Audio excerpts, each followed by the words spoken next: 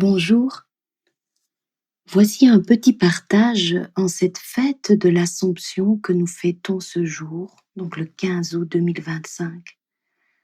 Nous le savons parce que Jésus nous le dit dans le livre du ciel, le vrai nom de cette fête, donc de la fête de l'Assomption, devrait être la fête de la divine volonté.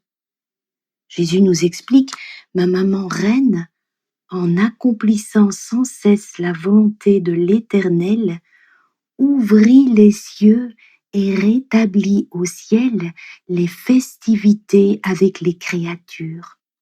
À chaque acte qu'elle faisait dans la volonté suprême, c'était fête au ciel. Des soleils se formaient pour orner cette fête et des mélodies se créaient pour enchanter la Jérusalem céleste. Alors, je vous raconte toutes ces belles choses car vous ne le savez sans doute pas, mais avec notre petite communauté de Banneux, nous avions choisi cette date de l'Assomption pour lever l'ancre de notre toute nouvelle embarcation afin de partir au large sur la mer de notre foi. Et ce voilier nous avait été confié quelques années auparavant, le 8 septembre 2020, lorsque nous nous sommes consacrés au cœur immaculé de la Vierge Marie, en la choisissant comme arche sacrée pour cette traversée.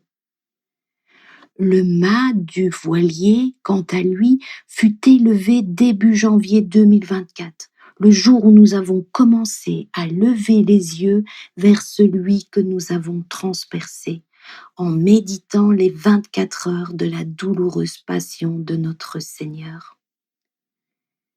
Et le 9 décembre de cette même année, donc en 2024, en la fête de l'Immaculée Conception, la grande voile s'est déployée, gonflée au souffle de l'Esprit Saint, lorsque nous avons prononcé notre fiat, en nous abandonnant et en nous consacrant à la douceur du divin vouloir. Et enfin, en juin 2025, lors de notre pèlerinage à Corato, sur les pas de Luisa, nous avons scellé une nouvelle étape en choisissant Luisa comme capitaine de cette expédition. Afin de voguer à travers les flots de la divine volonté au fil des écrits du ciel. Et nous voici fin prêts pour le départ. Et donc nous avions choisi ce jour de l'Assomption pour lever l'ancre vers la source de la divine volonté. Et aujourd'hui, nous voici arrivés à la messe. Et voilà que on entonne le chant du Gloria.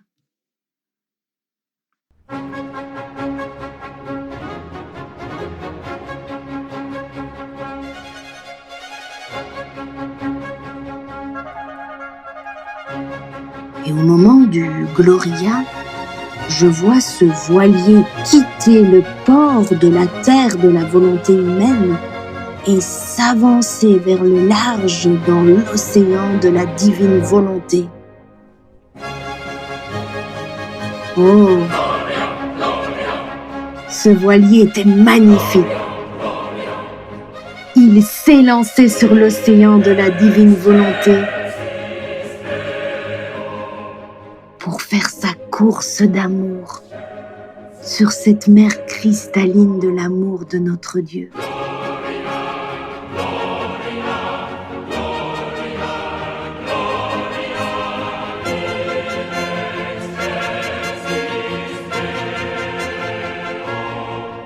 Et Jésus dit, dans la mer de mon divin vouloir, lorsque l'âme s'élance en elle pour y faire sa course, nos eaux divines bouillonnent et dans leur bouillonnement forment le sillon qui ne disparaît pas. Son signe demeure et montre à tous la course d'amour de la créature dans notre mer.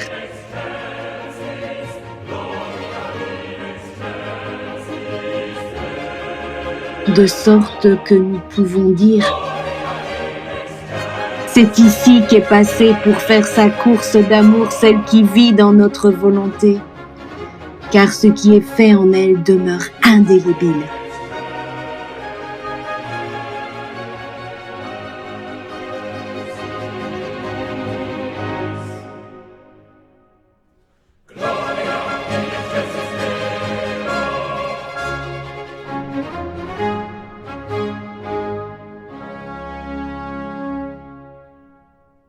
Et puis alors après, nous sommes arrivés au moment du psaume.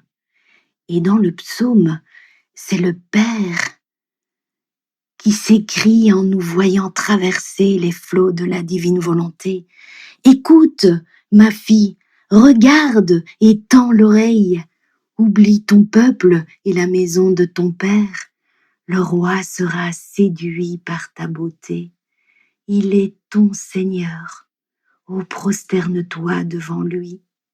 Alors les plus riches du peuple chargés de présents quêteront ton sourire. Fille de roi, elle est là dans sa gloire, vêtue d'étoffes d'or. On la conduit toute parée vers le roi. Des jeunes filles, ses compagnes, lui font cortège. On les conduit parmi les champs de fête. Elles entrent au palais du roi. Debout, à la droite du Seigneur, se tient la reine, toute parée d'or. Et en entendant ces paroles, avec Marie au moment de l'Évangile, je me suis unie à sa voix en disant: oh, mon âme exalte le Seigneur, exulte mon esprit en Dieu mon Sauveur. Il s'est penché sur son humble servante. Désormais tous les âges me diront bienheureuse. Le Puissant fit pour moi des merveilles, saint est son nom. Sa miséricorde s'étend d'âge en âge sur ceux qui le craignent.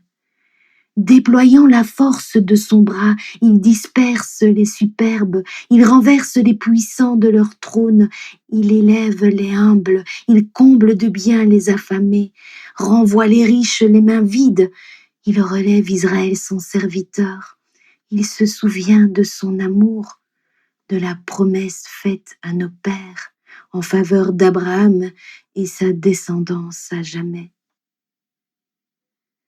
Et enfin, je termine avec ces mots de Jésus dans le livre du ciel, au moment où l'arche arrive sur l'autre rive.